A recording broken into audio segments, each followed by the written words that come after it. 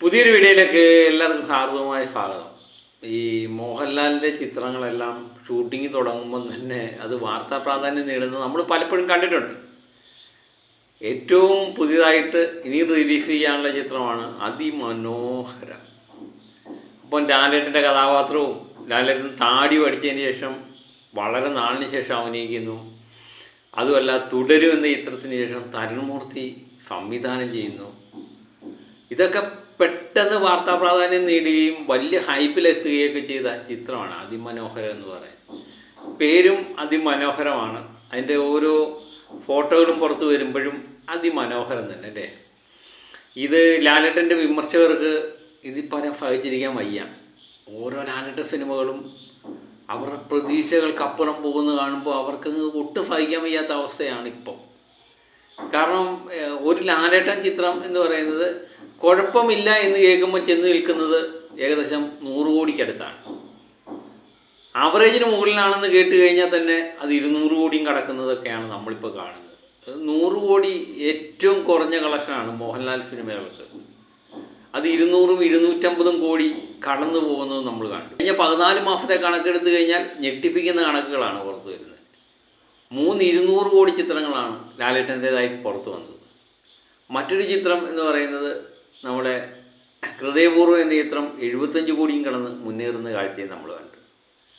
അപ്പോൾ ലാലേട്ടൻ എന്ന് പറയുന്നത് മലയാള സിനിമയിലെ ഈ 100 കോടി ലാലേട്ടൻ സിനിമകളുടെ ഇപ്പോഴത്തെ ഏറ്റവും വലിയ പ്രത്യേകത ഏറ്റവും കുറഞ്ഞത് 100 കോടിയും ഏറ്റവും മുകളിൽ എത്ര വേണമെങ്കിലും പോകാം എന്നുള്ള അവസ്ഥയാണ്.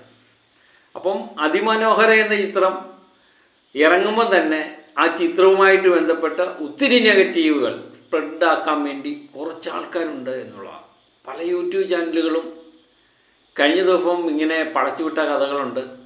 ലാലേട്ടൻ ഈ ചിത്രത്തിൻ്റെ കഥ ഇഷ്ടപ്പെട്ടില്ല, ലാലേട്ടൻ പിന്മാറി, ലാലേട്ടൻ ഇതിൻ്റെ ഓരോ സീനുകളൊന്നും ചിലത് ഇഷ്ടപ്പെട്ടില്ല, ലാലേട്ടന് പ്രാധാന്യം കുറഞ്ഞു, ആക്ഷൻ രംഗങ്ങൾ വേണം, ഹീറോയിസം കാണിക്കുന്ന രംഗങ്ങൾ വേണം, അതുകൊണ്ട് ലാലേട്ടൻ പിണക്കത്തിലാണ്, ലാലേട്ടൻ ഈ ചിത്രത്തിൽ നിന്ന് പിന്മാറി എന്നൊക്കെയുള്ള നിരന്തരമായ വാർത്തകൾ ഇങ്ങനെ വന്നുകൊണ്ടിരിക്കുക. അതുപോലെ തരുൺമൂർത്തി ചിത്രം നിർത്തിവെച്ചു, ലാലേട്ടന് ഇഷ്ടപ്പെടാത്തതുകൊണ്ട് തിരക്കഥ തിരുത്തി എഴുതുന്നു എന്നൊക്കെയുള്ള വാർത്തകൾ. ഈ ചിത്രം ഏകദേശം 80 ദിവസത്തോളം ഷൂട്ട് ചെയ്ത് കഴിഞ്ഞിരിക്കുന്നു എന്നുള്ളതാണ്. ഇനിയും ഷൂട്ടിംഗ് ഉണ്ട്. അത് നിർത്തിവെക്കാനുള്ള ഒരു കാരണമായിട്ട് തരുൺമൂർത്തി പറയുന്നുണ്ട് സോഷ്യൽ മീഡിയയിൽ വരുന്ന വാർത്തകളെല്ലാം അത് കൃത്യമായിട്ട് അങ്ങനെയൊന്നും അല്ല. ഈ ചിത്രത്തിന് ചില തടസ്സങ്ങൾ വരുന്നുണ്ട്. അത് മഴയുമായിട്ട് ബന്ധപ്പെട്ട തടസ്സങ്ങളാണ്, അല്ലാതെ വേറെ ഒരു തടസ്സവും ഇല്ല. ലാലേട്ടൻ എനിക്ക് തോന്നുന്നു അമേരിക്കയിലാണ്. അങ്ങനെ അദ്ദേഹത്തിൻ്റെ യാത്രയുമായിട്ട് ബന്ധപ്പെട്ട് ഈ മഴ സമയത്ത് ഷൂട്ടിങ് തടസ്സപ്പെടുക എന്നുള്ളത് എല്ലാ ചിത്രങ്ങൾക്കും ഉള്ളതാണ്. അതുകൊണ്ട് ചിത്രം നിർത്തിവെച്ചിരിക്കുന്നു, അല്ലാതെ വേറെ യാതൊരു പ്രശ്നവുമില്ല എന്ന് തരുൺമൂർത്തി തന്നെ അവസാനം പറയേണ്ടി വന്നു എന്നുള്ളതാണ്.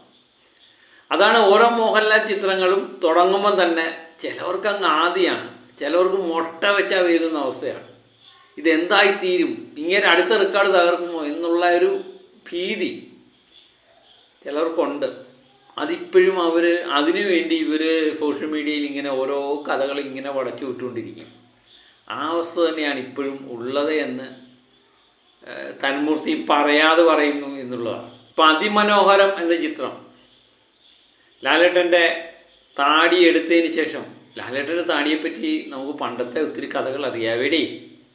ഒരു ഒടിയൻ പടത്തിന് ലാലേട്ടൻ താടി പഠിച്ച് അഭിനയിച്ച ലാസ്റ്റ് ചിത്രമാണെന്നും അതിനുശേഷം ലാലേട്ടൻ്റെ താടി പഠിക്കാനേ പറ്റില്ല, അല്ലെങ്കിൽ ചില സിനിമകളിലൊക്കെ പറയുന്നത് അങ്ങോട്ട് നോക്കാനേ പറ്റില്ല, അതിഭീകരമായ അവസ്ഥയാണ് ലാലേട്ടൻ്റെ മുഖം.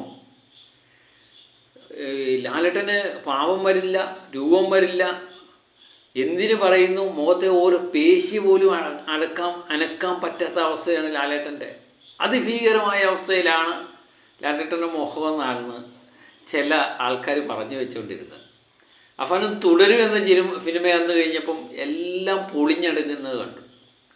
അതിനുശേഷം വരുന്ന ലാലേട്ടൻ ചിത്രമാണ് അതിമനോഹരമായ ചിത്രം. അതിനുശേഷം ദൃശ്യം വന്നു, സ്നേഹപൂർവ്വം വന്നു, അതിലൊക്കെ ലാലേട്ടൻ ഞെട്ടിപ്പിച്ചു.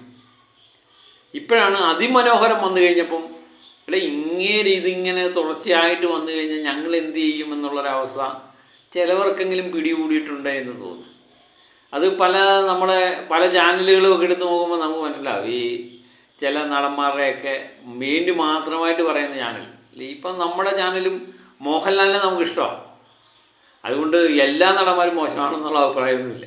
അതിമനോഹര എന്ന ചിത്രം തരുൺമൂർത്തി മോഹൻലാൽ ടീം ഒന്നിക്കുമ്പം തുടരൂന് ശേഷം എനിക്ക് തരുൺമൂർത്തി എന്ന് പറയുന്ന ചില സംവിധായകരുണ്ട്, ചില ആൾക്കാരുടെ പടമൊക്കെ എടുത്തു കഴിയുമ്പം നമുക്കറിയാം ഇതൊരു ഗ്യാരണ്ടി ചിത്രമാണെന്ന് നമുക്ക് തോന്നും.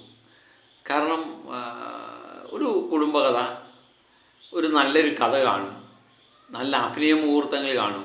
ഇതൊക്കെ തരുൺമൂർത്തി എന്ന് പറയുന്ന അദ്ദേഹത്തിൻ്റെ 2-3 ചിത്രങ്ങൾ കണ്ടു കഴിഞ്ഞപ്പോൾ നമുക്ക് മനസ്സിലായതാണ്.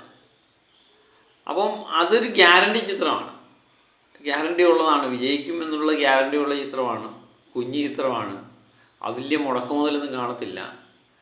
അപ്പോൾ അത് വിജയിച്ച് കഴിഞ്ഞാൽ ചിലവർക്ക് ഇരിക്കപ്പുറത്തില്ല. ഇതാണ് ഈ വിമർശനങ്ങൾക്കെല്ലാം പിന്നിൽ. അവസാനം ഞാൻ പറഞ്ഞ പോലെ തന്നെ തരുൺമൂർത്തി തന്നെ അവസാനം വരേണ്ടി വന്നു. തരുൺമൂർത്തി തൻ്റെ സോഷ്യൽ മീഡിയയിൽ ഒരു പോസ്റ്റ് ചെയ്തിട്ടുണ്ടായിരുന്നു. അതുമായിട്ട് ബന്ധപ്പെട്ട് അത് സ്ഥിരമായിട്ട് തുടരുമെന്ന സിനിമ ചെയ്തപ്പോഴും അദ്ദേഹത്തിന് നിരന്തരം ആക്ഷേപങ്ങൾ ഉന്നയിച്ചുകൊണ്ടേയിരുന്നു.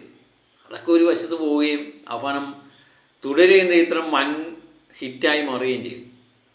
അതിനുശേഷം വരുന്ന അതിമനോഹരത്തിനെ പറ്റിയും ഇങ്ങനെയൊക്കെ വാർത്തകൾ പറഞ്ഞുകൊണ്ടിരിക്കുക. ഏതെങ്കിലുമൊക്കെ വേണ്ടടേ, അവരൊക്കെ ആകെപ്പാടെ തകർന്നിരിക്കുകയടേ, എന്ത് ചെയ്യാനാ? തുടർച്ചയായിട്ട് ലാലേട്ടൻ ചിത്രങ്ങൾ വിജയിക്കുന്നു, 100 കോടിയും 200 കോടിയൊക്കെ നേടുന്നു. അതൊക്കെ സഹായിക്കാൻ പറ്റാത്ത ഒരു കൂട്ടർ തന്നെയാണ് ഇതിൻ്റെ പിന്നിൽ. ഇനി ചിത്രം ഇറങ്ങുന്നതിന് മുമ്പ് തന്നെ നെഗറ്റീവ് അടിക്കുക, നെഗറ്റീവിന് വേണ്ടി മാത്രമായിട്ട് ചില ചാനലുകളൊക്കെ സ്ഥിരമായിട്ട് വീഡിയോ ചെയ്തുകൊണ്ടിരിക്കുക. അതാണ് അതിൻ്റെ അവസ്ഥ. സോഷ്യൽ മീഡിയ അങ്ങ് കത്തിക്കുക. ആരെങ്കിലുമൊക്കെ 10 പേരെങ്കിലും കണ്ട് മോഹൻലാലിൻ്റെ സിനിമ കാണാതിരിക്കുകയാണെങ്കിൽ അത്രയും നല്ലത് എന്നുള്ള വിചാരത്തിൽ തന്നെയാണ് ഇവർ ചെയ്യുന്നത്. അതൊന്നും ഈ മണ്ടന്മാർക്കറിയാൻ വയ്യായല്ലോ. ഈ സോഷ്യൽ മീഡിയ വരുന്ന നെഗറ്റീവ് വാർത്തകൾ തന്നെ ആ പടത്തിൻ്റെ ഒരു പബ്ലിസിറ്റിയായി മാറുക. അങ്ങനെ ലാലേട്ടൻ ഒരു പുതിയ പടത്തിനകത്ത് അഭിനയിക്കുന്നുണ്ടെന്നും അത് അതിമനോഹരമാണെന്നും പേരുകളൊക്കെ ഇങ്ങനെ നമ്മുടെ മനസ്സിലിങ്ങനെ പേസ്റ്റ് ചെയ്ത് വെക്കുക. ചില ആൾക്കാരൊക്കെ ഇപ്പം നമ്മൾ വിചാരിക്കും ഏതെങ്കിലും നെഗറ്റീവ് കേട്ട് കഴിഞ്ഞാൽ അതെന്താണെന്നൊന്ന് അറിയണമല്ലോ, എന്നാൽ പോയി കാണാം എന്നുള്ള വിചാരക്കാരാണ് കൂടുതൽ. അപ്പോൾ പല നെഗറ്റീവ് വാർത്തകളും ആ ചിത്രത്തെ സംബന്ധിച്ച് പോസിറ്റീവ് ആവുകയാണ് ചെയ്യുന്നത്. അത് ഈ മണ്ടന്മാർക്ക് അറിയാൻ വയ്യ. ഈ മണ്ടന്മാരിങ്ങനെ പറഞ്ഞുകൊണ്ടിരിക്കട്ടെ, അല്ലാതെ ഇപ്പം നമുക്കെന്ത് ചെയ്യാൻ പറ്റില്ലേ? ഏതായാലും നവംബർ-ഡിസംബർ മാസത്തിൽ അതിമനോഹരം തിയേറ്ററിലെത്തും എന്നാണ് അതിൻ്റെ നിർമ്മാതാവ് കഴിഞ്ഞ ദിവസം പറഞ്ഞത്. അപ്പം അതിനു മുമ്പ് തന്നെ ഷൂട്ടിങ് കഴിയും. അതിമനോഹരം തിയേറ്ററിലെത്തട്ടെ.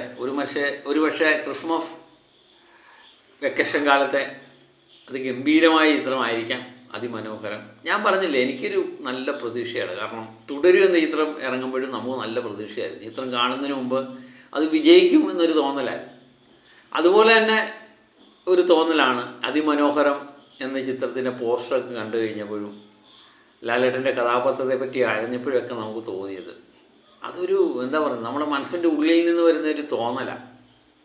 അതെനിക്ക് തോന്നി ഏറ്റവും കൂടുതൽ തരുൺമൂർത്തി എന്ന് പറയുന്ന സംവിധായകനോടുള്ള നമ്മുടെ വിശ്വാസമാണ്.